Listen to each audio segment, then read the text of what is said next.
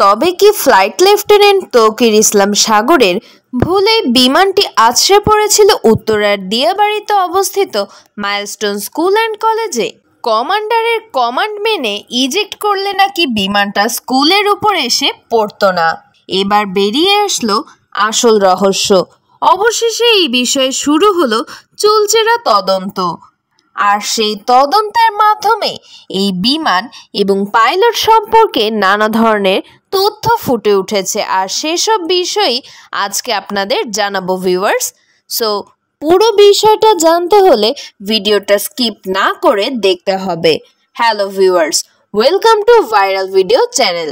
গত 21শে জুলাই অর্থাৎ সোমবার মাইলস্টোন স্কুল অ্যান্ড কলেজে ঘটে যাওয়া ঘটনাটি কখনোই কারো কাম্য ছিল না। এমন একটা দিন দেখতে হবে আর এভাবে ফুলের মতো ছোট্ট শিশুগুলো তাদের মা বাবার কোল খালি করে চলে যাবে, তা কেউ কখনো দুঃস্বপ্নেও যেন কল্পনা করতে পারেনি। আর অন্যদিকে ফ্লাইট লেফটেন্যান্ট তৌকির ইসলাম সাগর মাত্র 27 বছর বয়সেই না ফেরার দেশে পাড়ি জমিয়েছেন, যার কারণে তার পরিবারে নেমে এসেছে শোকের ছায়া। আর এই শোকের মধ্যেই পাইলট তৌকিরকে নিয়ে বিভিন্ন গুরুত্বপূর্ণ তথ্য দিয়েছেন আলিশার মামা লিওন মীর। আর এই আলিশা হচ্ছে মাইলস্টোন স্কুল অ্যান্ড কলেজেরই এক ছোট্ট শিক্ষার্থী। সেও না ফেরার দেশে পাড়ি জমিয়েছে এই বিমান আছড়ে পড়ার দিন। সেদিন ছিল পাইলট তৌকির ইসলাম সাগরের সোলো ট্রেনিং, বা যেটাকে বাংলায় বলা হয় একক প্রশিক্ষণ। সবকিছু চেক করার পরই শুরু হয় তার প্রশিক্ষণ। সেটি ছিল মাত্র 15 থেকে 20 মিনিটের সময়ের মধ্যে। প্রথম 2 ধাপ তিনি ঠিকঠাকভাবে পার করে ফেলেন। আর এই ধরনের প্রশিক্ষণের সময় পাইলটদের প্রশিক্ষকরা নিয়ন্ত্রণ কক্ষ থেকে পুরোটা বিষয় পর্যবেক্ষণ করেন এবং ওয়াকিটকির মাধ্যমে তাদের কথোপকথন হয়।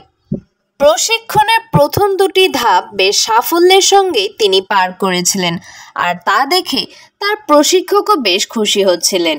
কিন্তু 3 নাম্বার ধাপে এসেই বিপত্তি ঘটে। এবার তাহলে মূল আলোচনা শুরু করা যাক। আলিশার মামা লিওন মীর তার রিসেন্ট একটা ফেসবুক পোস্টে উল্লেখ করেছেন যে পাইলট তৌকিরের মাথায় হেলমেট পাওয়া যায়নি। টিনের চালে পড়ে কোনোভাবেই হেলমেট মাথা থেকে নাকি খুলে যাওয়ার কথা না। এই হেলমেট এমনভাবে আটকানো থাকে যে মাথা যদি আলাদাও হয়ে যায় তাও হেলমেট মাথার সঙ্গেই থাকবে।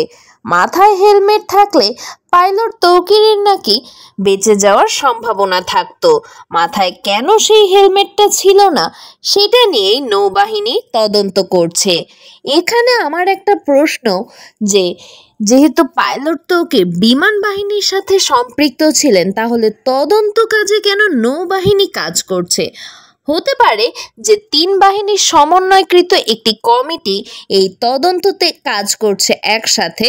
তার পরবর্তী উল্লিখিত পয়েন্টটি হচ্ছে তৌকিরের এক পায়ে বুট জুতা পাওয়া যায়নি।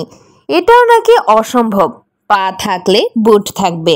বুট জুতা কেন পায়ে ছিল না তা নিয়েও তদন্ত চলছে।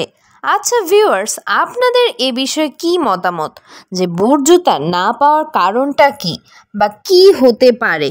আর তার পরবর্তী উল্লেখিত পয়েন্টটি হচ্ছে ইজেক্ট করার কমান্ড করলেও সঙ্গে সঙ্গে পাইলট কেন ইজেক্ট করেননি? পাইলট নিজের ইচ্ছা মতো ইজেক্ট করেছে, এটা নিয়ে তদন্ত চলছে। ধারণা করা হচ্ছে পাইলট বিমান নিয়ন্ত্রণের চেষ্টায় ছিলেন বলে তাই তিনি সেই কমান্ড মানেননি। আগে ইজেক্ট করলে হয়তো এই ঘটনা আর ঘটতো না। এ বিষয়ে তার প্রশিক্ষক জানিয়েছেন যে যখন পাইলট তৌকির ইসলাম সাগর প্রশিক্ষণের জন্য বিমানটি নিয়ে উড্ডয়ন করছিলেন, 3য় ধাপে গিয়ে তারা চেক করছিলেন যে প্লেনটি আর উঁচুতে উঠছে না, প্লেনটি ক্রমশ নিচের দিকে নেমে আসছিল। তাই তিনি কন্ট্রোল রুম থেকে তাকে নির্দেশ দিচ্ছিলেন যে ইজেক্ট করার জন্য। প্রথমে নাকি তৌকির রজার বলেছিলেন, অর্থাৎ তিনি বুঝেছেন। কিন্তু তার কিছুক্ষণ পর যখন তার সাথে আবার কন্ট্রোল রুম থেকে যোগাযোগ করা হয়, সেই সময় তৌকির আর কোনো উত্তর দিচ্ছিলেন না।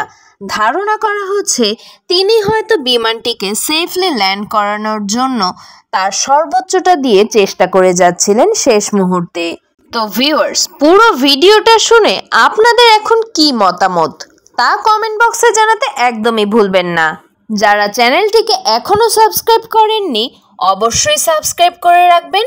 পরবর্তী কোনো আপডেট পেলে আমরা সে বিষয় নিয়ে হাজির হব নতুন কন্টেন্টের মাধ্যমে। পরবর্তী ভিডিও দেখার জন্য আপনাদের সকলকে আমন্ত্রণ রইল। ধন্যবাদ।